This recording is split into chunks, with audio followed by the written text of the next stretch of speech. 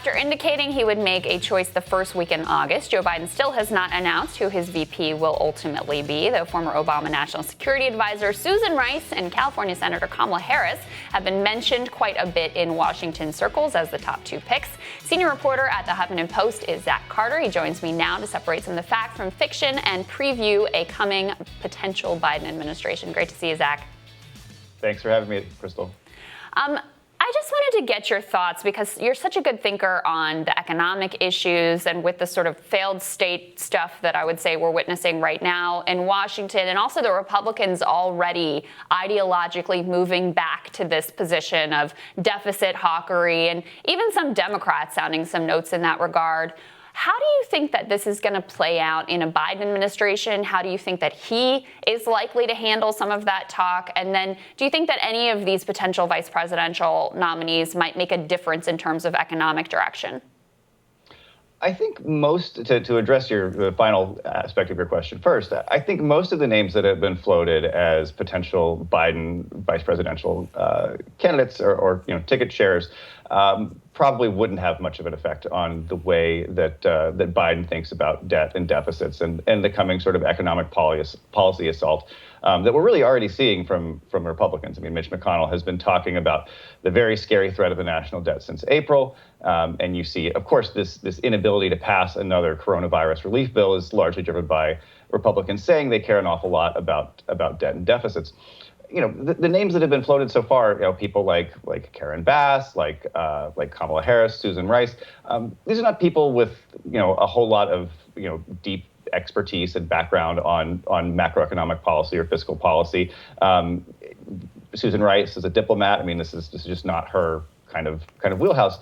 But to be clear, this is also not Joe Biden's wheelhouse. He has not spent a whole lot of time on these issues. He's been sort of a de facto deficit hawk for most of his career. During the 1980s, he was particularly aggressive about being a deficit hawk in certain respects. He wanted to cut spending on Social Security and Medicare while boosting spending on defense. It was very much a sort of a kind of Reagan Democrat in the first half of the 1980s.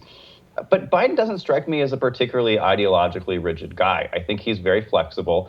I think he's just kind of gone with the direction of the Democratic Party over the last 30 years. Now, to be clear, he's enthusiastically drifted with the wind here. I mean, he was really a crusader for the sort of right wing of the Democratic Party that ultimately conquered the party in the late 70s and early 1980s. But I think the Obama administration and the Obama administration alums recognize that, at least on the fiscal front, they kind of blew it in 2009. The stimulus that was passed was too small.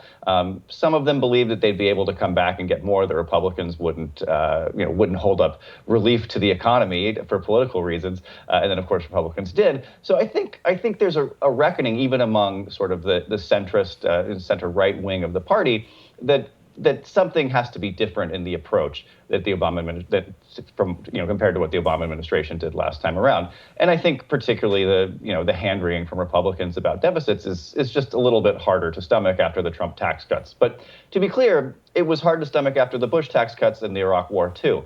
It's not like this is a new game plan from the Republican Party on debt and deficits. Since Eisenhower, Republican presidents have run up spending while in office, and then watch Republicans decry spending when they're out of office. This is really not so much about whether the United States government spends a lot of money, it's about what they spend it on. I'm just not really clear what Biden wants to spend things on. I think he doesn't want to have another great recession on his watch in the executive branch. But the truth is, no matter what the government does here, things are going to be kind of rough for the next several years.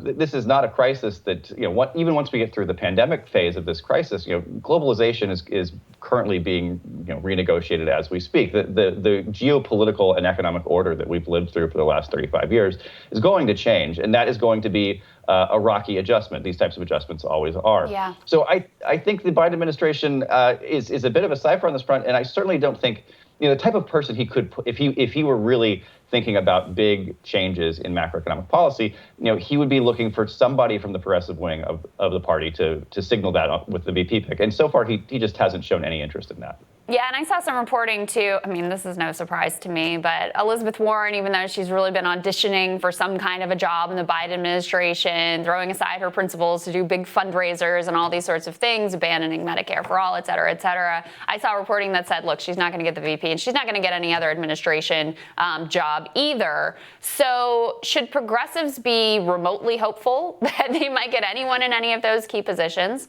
And then also, look, there have been some big progressive wins just in this week. We spoke this week with Cori Bush, who unseated Lacey Clay Jr., which was kind of a shock. We've got Jamal Bowman, we've got Mondaire Jones, a number of new members potentially of the squad. Do you think that progressives will be in any position to actually influence the direction of this administration? I think a real key, the key part of your question there is progressives as human beings rather than progressive ideas in the abstract. I do think that the sort of ideological center of the party keeps moving towards what progressives want it to be. There are people like Michael Bennet in the Senate who are just totally dyed-in-the-wool centrist moderates who are putting forward ideas that would have been, relatively, pretty welcome probably in a 2016 white paper from the Bernie Sanders campaign. So that is changing, but there is this sort of internal culture war on Capitol Hill, which I think is much more intense than the internal party culture war out in the country. Most Democrats are not super plugged into, whether Biden picks Kamala Harris or Elizabeth Warren. And even most, Bernie-crats or Warren lovers are not super committed to the primary feud between the two of them. Democrats are kind of Democrats, and most of the energy that I think we see around progressive stuff is the sort of thing we've been seeing in the streets this summer with all these protests across the country. I think there's this weird phenomenon where every time there's sort of a centrist triumph within the party, commentators come out and say, look, this is the Democratic Party. The progressives are wrong. It's settled. This is Democrats. Biden crushing everybody in the presidential primary, I think, is a good example of that. But things keep changing. That you'll have one crushing victory for the center, and then you'll have all these shocking, stunning victories for the left. To me, this signals that ideologically the party is very much in flux, that ordinary Democrats aren't super committed to one very detailed set of policy prescriptions, but people in Washington are.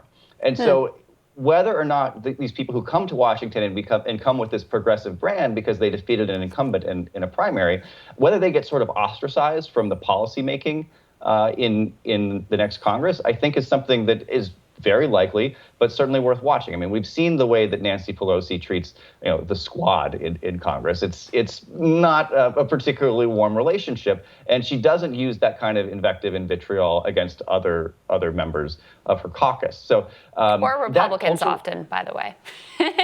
No, it's really true. I mean, we forget this, but a year ago, I mean, the chair of the House caucus, Hakeem Jeffries, I mean, he had staffers openly attacking Alexandria Ocasio-Cortez and her chief of staff on Twitter. I mean, this was stuff that is just way out of bounds according to Capitol Hill etiquette. You would never see those guys going after Republicans that way or Republican staffers.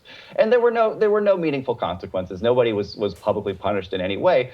Certainly not compared to the way that Pelosi, went after Ilhan Omar early in her career over some comments about Israel, which some of them I think were probably comments that Omar shouldn't have made. But still, you just don't see politicians making these kinds of attacks on their own allies if they consider them allies. So I think a big part of this depends on the degree to which these progressive members are going to be able to convince centrists and people who are not progressives that these ideas aren't just kooky things from their wing of the party. They're the normal sort of serious person thing to do. And a lot of that's got to be kind of cloak and dagger, because if those conversations happening with other members sort of come up to leadership, then leadership, I think, will try to quash them. And this matters for the Biden administration, because I think Biden's flexibility on policy means he's going to defer quite a bit to the sort of traditional legislative process, to the chairs of the committees that are going to be making policy. And so whether or not these progressive members are able to sort of win allies at the committee level, places like the Financial Services Committee,